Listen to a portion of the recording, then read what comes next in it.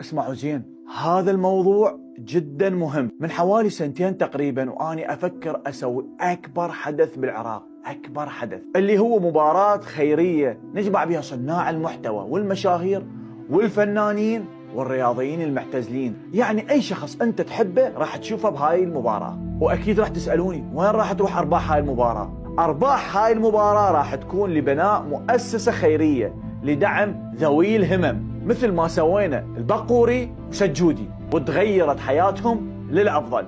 يعني أنت هم راح تكون حاضر للمباراة ومستمتع، وهم الفلوس اللي تدفعها للدخول راح تروح العمل خيري، يعني صدقة جارية طول عمرك. وهالمؤسسة بالتعاون مع المشاهير راح تقدر تغير حياة هواي أشخاص من ذوي الهمم، ونصنع الأمل لهم. وأتمنى من الجهات المعنية توفر لنا المهرجان والمباراة داخل الملعب حتى يكون حدث جدا كبير. اما المشاهير اللي يحبون يشاركون بهاي المباراة فتقدرون تصورون مقطع فيديو وتأيدون كلامي.